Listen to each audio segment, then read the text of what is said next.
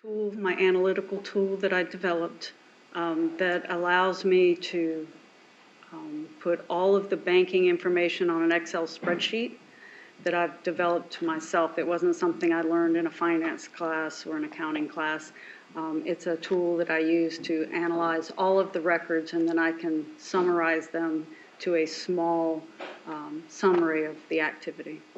And where are you getting the data that what type of program are you using?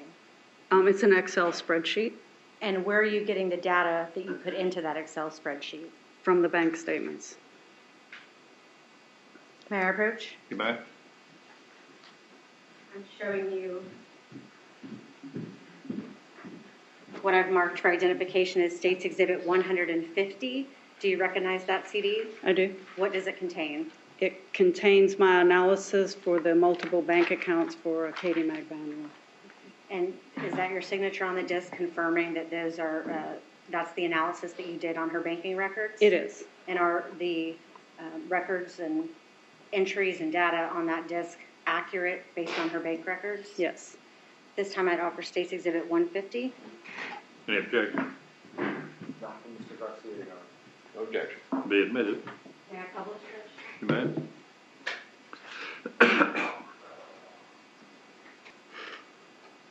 Okay, I'm going to start by looking at the tabs, should I start from right and work my way left? Start with the farthest right one, but if you could use the bar to move it to the front, to the far left. There. What data is contained in this particular tab of this Excel workbook?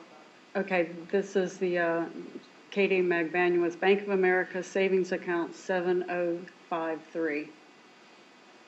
And is this the data that you've entered from the bank records? It is. When I schedule out the accounts, every action that happens on the bank statement is reflected as a line item. There's also, on the farthest left, there is a number that shows the sequence that they were put into the spreadsheet. And this sequence in this tab is exactly as it's reflected on the bank statement. Many times the bank records will have deposits, withdrawals, and other charges in different blocks, and so they're not necessarily all in date order. But this reflects it so that if you pulled up any particular bank statement, you would see them in that same order. At the beginning, the very top, I start with a beginning balance.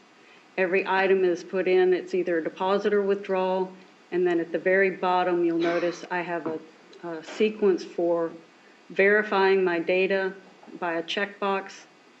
It's a simple calculation of your beginning balance, your withdrawals, your deposits, and your ending balance will match what's left in the account.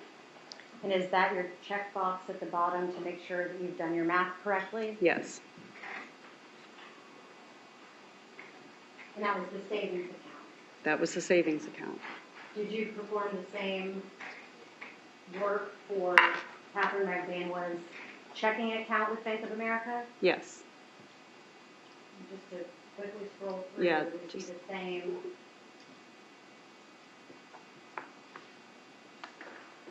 type of data entry there? Yep.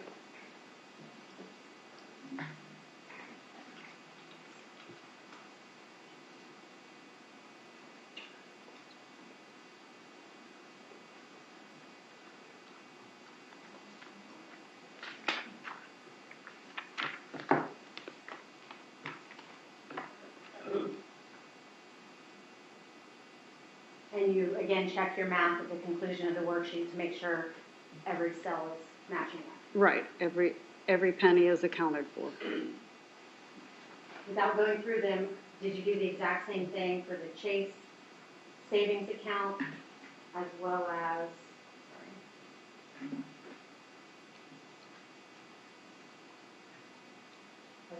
the Chase checking account? I did.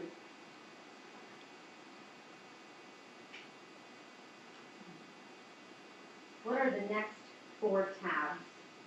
Okay, if you'll go to the farthest right, there will be a tab that has 2013, 2016. that one. This, when I have all the accounts footed out and calculated correctly, I combine them, and then I sort by date order. This gives me, and I do a running balance for all 4 accounts in this case. That gives me the best idea of what is going on in the account, what's happening that day.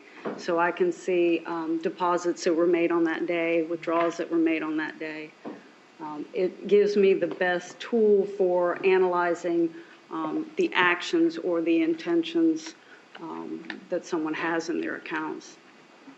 Did you also separate out by year, 2013, 2014, 2015, and 2016? Yes, from this set, this shows everything, all transactions, all every activity in all 4 accounts. Then I go through and I sort by year and split them out so that you can have numbers broken down by year. And from the sort, I will add in, there's also a set of calculations to show my numbers are correct. But in this case, the beginning balance has the 4 different accounts and the ending balance are 4 different accounts. But still, it adds up and balances out. So I can show that all monies are accounted for. And then finally, on this last We tab. go to one of the sorts. Oh, yes, ma'am. So, for example, 2013 sort, where's that show? Okay, if you go to are you at the very top? Yes. Okay, so then when I do the sort, I come out with by categories. I always put the deposits at the top and the withdrawals at the bottom so I can see how much money was in the accounts and how much was used. So each one is broken up into what particular category they fall into so that I can put all of the gas charges and convenience stores all into one category and I can summarize it easily. So, for example, all of the online banking transfers are in one section. Yes. These are all the sources of income she had. That bar represents a change between the deposits. Now we're looking at withdrawals. Is there anything else we need to look at on this year sorts? No. And then finally, the summary tab.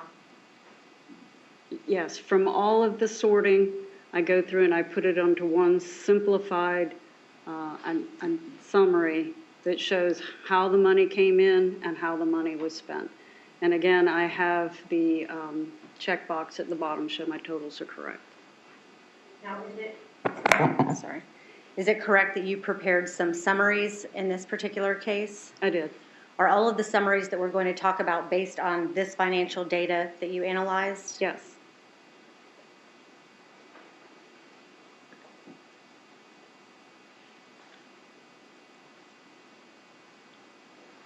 May I approach? You bet. I'm showing you what I've marked for identification as States Exhibit 106.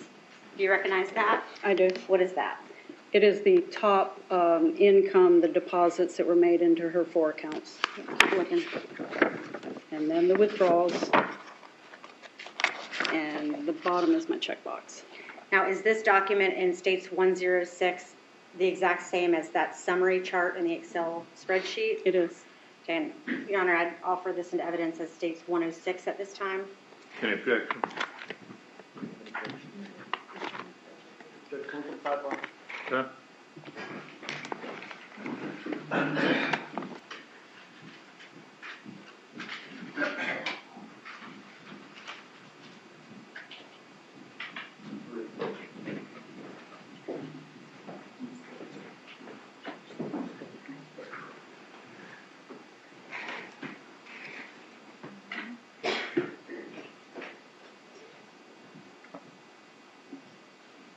Do you need to discuss this further, Ms. Captain?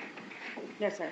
Okay, we'll proceed Was the document States 106 admitted, Your Honor? to be admitted, subject to my ruling.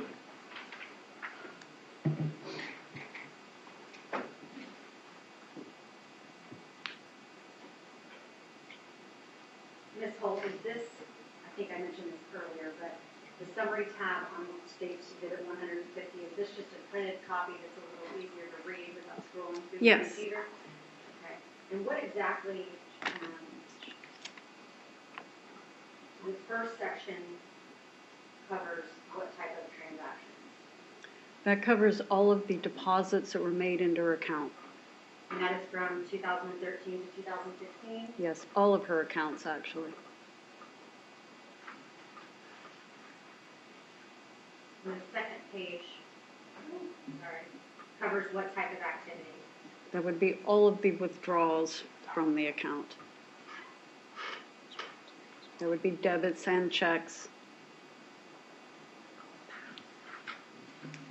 And finally, that includes your check box where you check your work? Yes. Now, on the sources of income or deposits, are they listed from highest to lowest? They are sorted on the total column from highest to lowest. And then there's a total at the very bottom, which is shows how much came in over that 4-year period. And for the year 2013, what is the highest source of income? It would have been Sophie Dental. For 2016, what is the highest source of income? In 16, Yes, ma'am. it was Sigfrido Garcia. Was that consistent with the time frame when he was employed with Rapid Capital Funding? It was. And what was Ms. Magbanwa's highest source of income in 2014? Cash deposits. What about 2015? Cash deposits. Overall, from 2013 to 2016, what is her highest source of income? Cash deposits.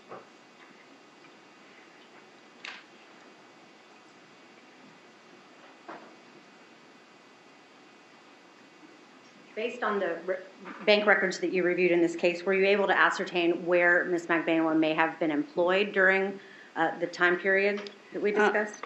Yes, there were several different employments. Do you want me to list them out? Yes. What employment records did you have? From the bank records, I was able to identify she worked at Encore Nationwide in 2013, July 2013 to December 13. Sophie Dental from July 29th, 2013 to July 31st, 2014. Adelson Institute, sometime in September. I think the check was written on the 17th, but it hit the account on October 7th, 2014 to May 17th, 2016. Broward Dermatology from July 29th, 2015 to March 23rd, 2016. Quintana Lopez from July 29th, 2016 to October 14th, 2016. And that's all that I had in the records for the banking, where she had made a payroll check deposit. Did you have any records from Optimar Realty? I did not. There was no deposits into her account. What was the last one you listed? I'm sorry. Quintana Lopez, Who is that? I believe she was a dentist. And for the record, is that Quintana Yes. Lopez? Did you say yes? Yes. Okay. May I approach, Your Honor? Back? I'm showing you what I marked for identification as State's Exhibit 107. You just spelled out a lot of dates and companies to us. Does this document accurately summarize, show on a chart form, the timeline of Catherine Magbanwa's employment based on the records that you reviewed in this case? Yes. And it is accurate? Yes. And is it based on those Excel spreadsheets that we reviewed earlier? Yes. At this time, sorry. From the bank records. At this time, I'd offer into evidence State's Summary Exhibit 107. Any objection? No objection. Be admitted? May I publish? No?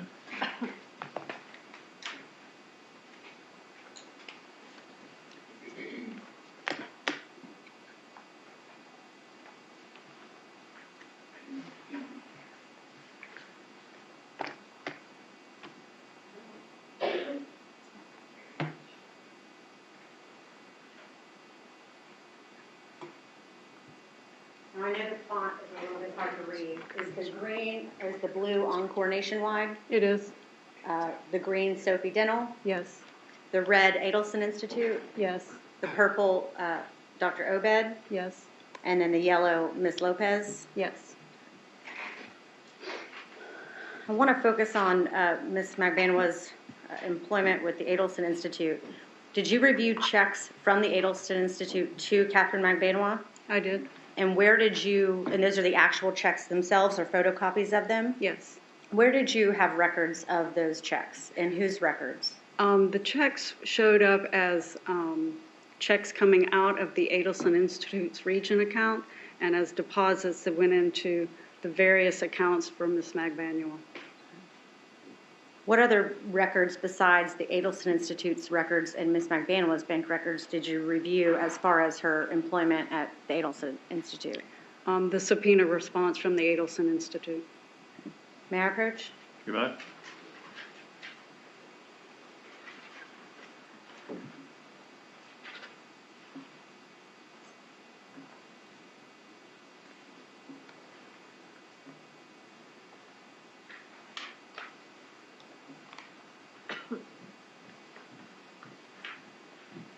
Starting with State's Exhibit 108, do you recognize what's contained in that document? Yes. What does it contain?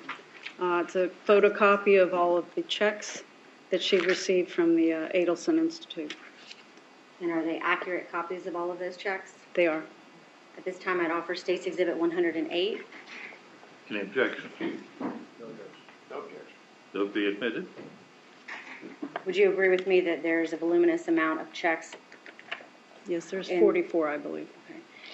Did you prepare a summary Excel spreadsheet which included every single one of those checks in chronological order? Yes. Showing you State's Exhibit 9, is that the summary you prepared of all the checks received by Catherine Magbanwa from the Adelson Institute? It is. And it's an accurate summary based on the records you reviewed? Yes. At this time, I'd offer State's Exhibit 109 as a summary. Any objection? No objection. Be admitted.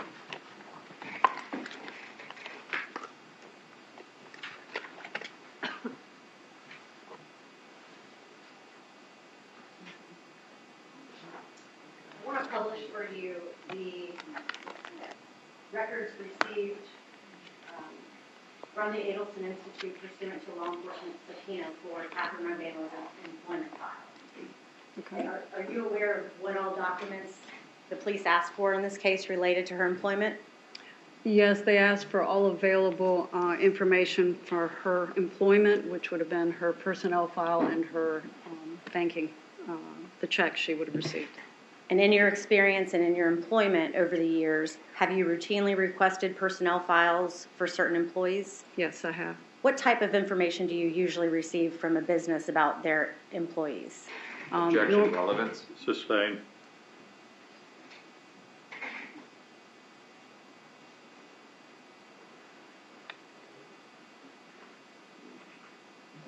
In the response you received from the Adelson Institute, did it contain any employment application? No, Did it include any timesheets for Ms. Magbanwa? it did not. Did it include any W-2 forms or tax filing records? It had the Department of Revenue's rehire information, the employment tax records. Okay. What about any evaluations about her performance? None. Did it include a job description for what she did for the Adelson Institute? No. In your experience, was that unusual? Objection, Yeah. relevance. Sustained. What exactly did we get? Is this what we got?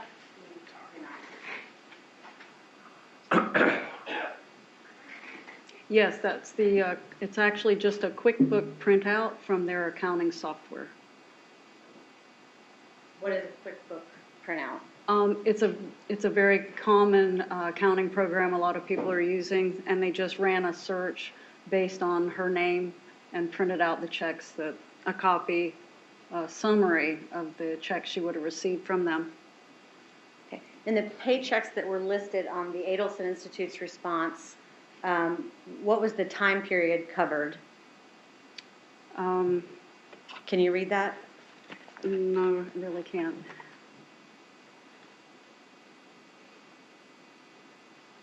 September 18th, 2014 to March 31st, 2016. Are you familiar with the date range that was of strike that. Are you familiar with what date range we requested in that subpoena to the Adelson Institute for Ms. McBanwell's employment records? I believe the subpoena was late in 2016, and you requested any and all. Now I want to show you the summary of all of the checks that you reviewed from the actual accounts for Catherine McBanwell and the Adelson Institute.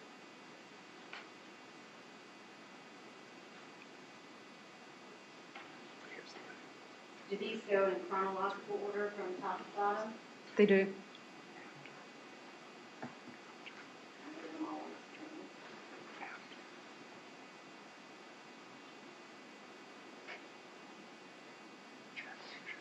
the screen. Were all of these checks deposited by Ms. McBanwell? They were.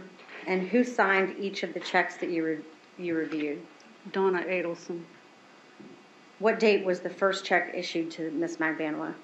The first check was dated September 17th, 2014. And then did they continue bi-weekly or? They are biweekly checks. What can you tell us about the amount of each of those checks? With the exception of the first one, all the other ones she deposited in her account were $407.58. The earlier packet of the photocopies of all of those checks, in the memo line of the check, is there a time period issued, or not issued, but a time period indicated in the memo line? On most of them. You can see there is a couple of blank spots, which would indicate there was nothing in the memo field. So, in this far left column, we have the posting date of the check. Correct. That's not when the date is written, but when it's deposited. It was deposited in her account. This fourth column over, is that the check number? It is. Fifth column, amount? Yes. And then the date of the check is in this column here. Yes, the date it was written. And when you say memo, that's what was handwritten on the check in the memo line. Correct. I notice how the checks that the Adelson Institute responded with pursuant to the subpoena here. What was the date of the last check? I believe it's March 31st, 2016. Did you find additional checks that had been paid to Ms. McBanwell by the Adelson Institute? Yes, there were 3 additional checks that went into her account. What was the total gross amount paid by the Adelson Institute to Catherine McBanwell from September 2014 into May of 2016? The total gross amount would have been $19,600. What would the net amount be? $17,729.73.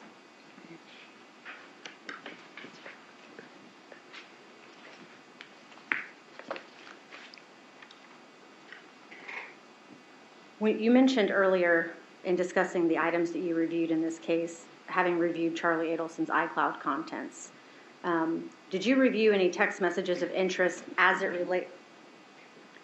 relates to Catherine McBanwell's employment with the Adelson Institute? I did.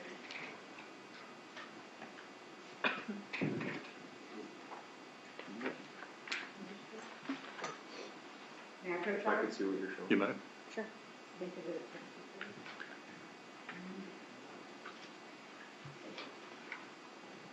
Yeah, if we can go sidebar? What's that? If we can go sidebar? Let's go ahead and take a lunch break. Let's be back ready to go at 1:15. Everybody be seated or step out, please.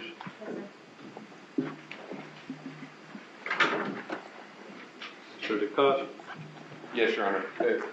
Say it before I can show.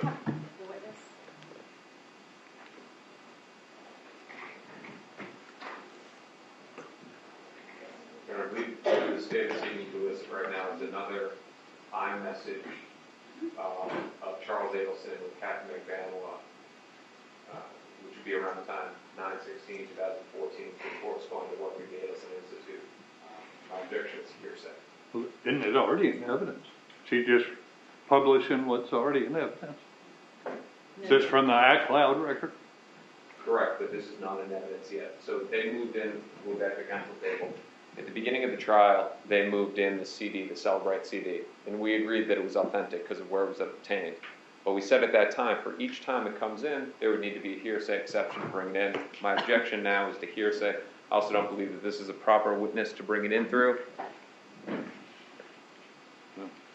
So explain to me, Ms. Norris, where this is coming from.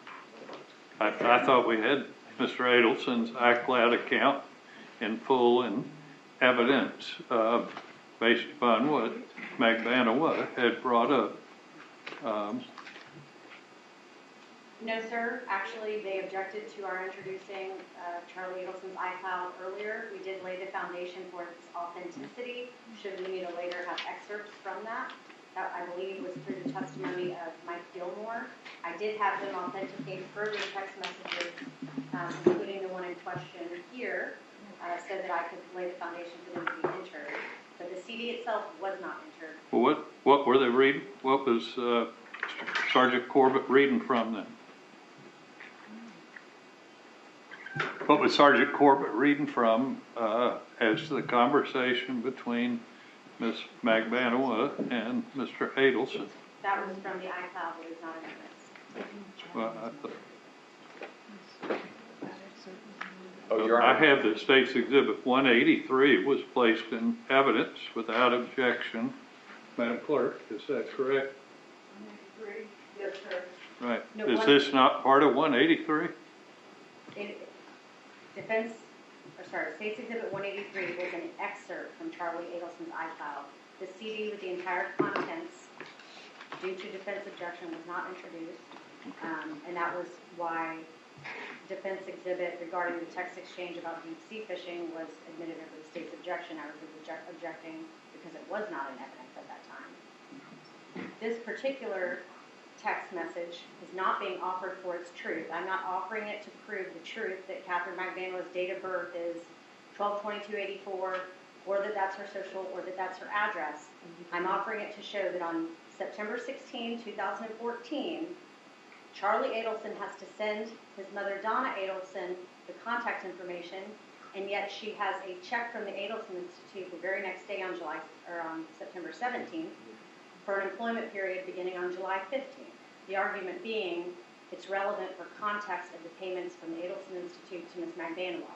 They were employing her and writing checks for her for a period before they even knew what her name was, or her birthday, or her social, for purposes of putting her in the system and filing taxes for her. So I'm not offering the truth of that particular statement from Charles Adelson. Just that that information was sent on that particular day is highly probative to the dates of the checks being issued by the Adelson Institute, and the fact that on the memo line of said check, the employment period predated them even having any identifying information for her. Your Honor, if I could respond? You may. Just to clarify a few things. So at the beginning of the trial, they brought in the Celebrate CD, and we agreed that it had been authenticated, but we objected, saying we can't just enter it all in because there's so much hearsay with all these 300,000 communications. There was the other problem as well, too, is that there were some privileged items in there that the state identified, given the fact that Mr. Adelson, being a dentist... I understand all Yeah. that. Mr. DeCoste, get to your point, please. So coming over to this, our objection remains. I think that it would be improper for the state to say what knowledge these individual witnesses had, whether they needed the name or why that text message was sent. Given the fact that it has a social security number, I would ask that that be redacted, because that is not information that Ms. McVanola would want to have out there. I would note that, and correct myself, that it is a text message in between two witnesses that are not testifying in this trial, but I will withdraw my objection. The state can bring that. You what? I'll withdraw my objection. Garcia. Okay. All right, so I'm clear. I just was operating under a misunderstanding. When the state offered 183, I thought it was the full iCloud records. Now I'm corrected, it was just an excerpt from them. And so this is marked what? This is marked, I believe, State's Exhibit 62, 63 now. It's got 2 exhibit numbers? It's just one exhibit marked 63. Okay. So there's no objection to State's Exhibit 63. Withdraw my objection. The only thing I do object to her social security number being put in a piece of Well, evidence. I'm going to direct the clerk upon conclusion of the trial to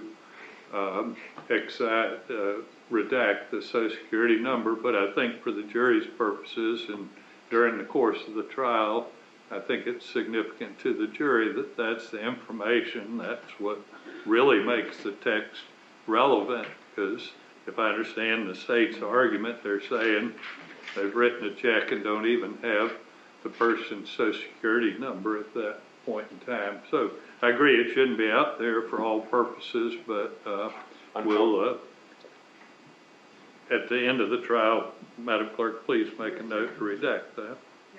Your Honor, my hope right now is to be able to mitigate. The unfortunate thing is, my understanding is that we're live streaming, that there's a camera that is on that overhead projector, that Miss Magbanway's social security number, date of birth, could already be out there. I'll seal the social security number so it's not to be displayed, other than to the jury.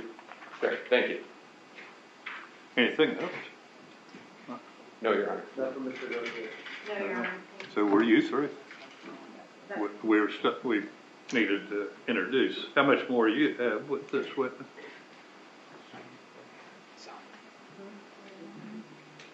Judge, I think I'm about halfway. I do have some other text messages from the iCloud that I provided. Y'all discuss those, see if there's objection. 115. Thank you, guys.